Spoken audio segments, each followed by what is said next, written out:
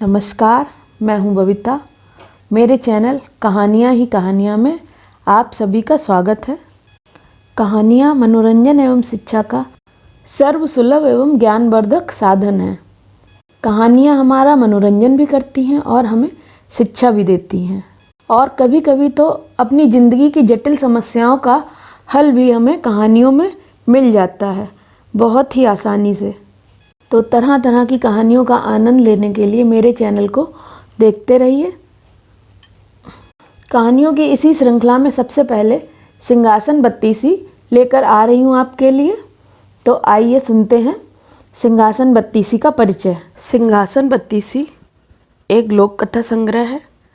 प्रजावत्सल, जननायक, प्रयोगवादी एवं दूरदर्शी महाराजा विक्रमादित्य भारतीय लोक कथाओं के एक बहुत ही चर्चित पात्र रहे हैं। प्राचीन काल से ही उनके गुणों पर प्रकाश डालने वाली कथाओं की बहुत ही समृद्ध परंपरा रही है।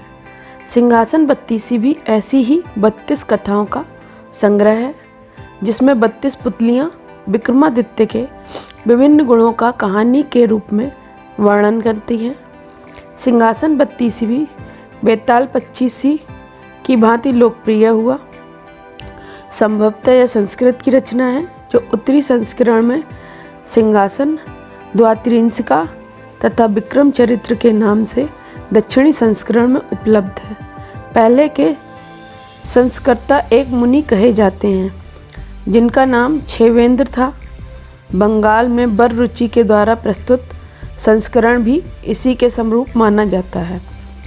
इसका दक्षिणी रूप ज़्यादा लोकप्रिय हुआ कि लोक भाषाओं में इसके अनुवाद होते रहे और पौराणिक कथाओं की तरह भारतीय समाज में मौखिक परंपरा के रूप में रच बस गए। इन कथाओं की रचना बेताल पंचविंशति या बेताल पच्चीसी के बाद हुई, पर निश्चित रूप से इनके रचना काल के बारे में कुछ नहीं कहा जा सकता। इतना लगभग तय है कि इनकी रचना धारा के राजा भोज के समय में नहीं हुई।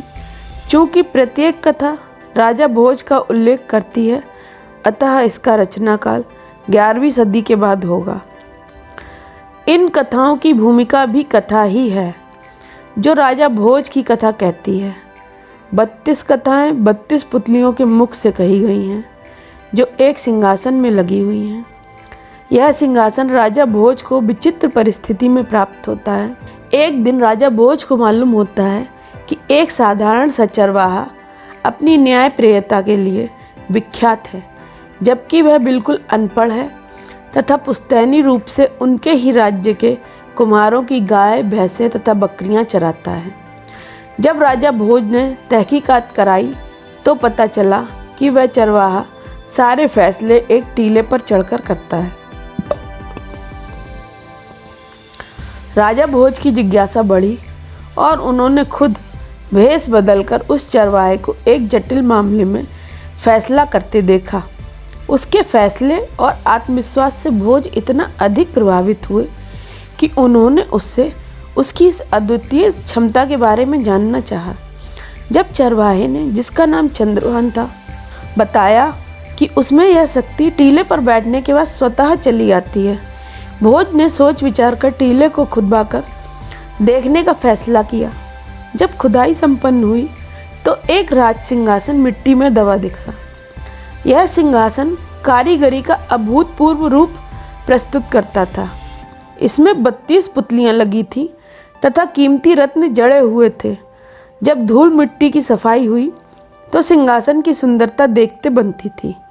उसे उठाकर महल लाया गया तथा शुभ मुहूर्त में राजा का बैठना निश्चित किया गया।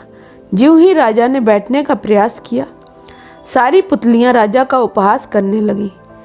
खिलखिलाने का कारण पूछने पर सारी पुतलियां एक एक कर विक्रमादित्य की कहानी सुनाने लगीं तथा बोली कि इस सिंहासन, जो कि राजा विक्रमादित्य का है, पिता के बारे में जानना चाहा। जब चरवाहे ने, जिसका नाम चंद्रभान था, पर बैठने वाला उसकी तरह योग्य, पराक्रमी, दानवीर तथा विवेकशील होना चाहिए। ये कथाएं इतनी लोकप्रिय हैं कि कई संकलनकर्ताओं ने इन्हें अपनी अपनी तरह प्रस्तुत किया है। सभी संकलनों में पुतलियों के नाम दिए गए हैं, पर हर संकलन में कथाओं के क्रम में तथा नामों में और उनके क्रम में भिन्नता पाई जाती है।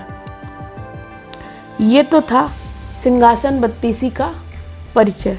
सिंहासन बत्तीसी की अगली कहानी को जानने के लिए आप हमारे चैनल को सब्सक्राइब कीजिए, लाइक कीजिए, बेल आइकन का बटन हिट कीजिए ताकि आपको नेक्स्ट वीडियो की नोटिफिकेशन मिल सके।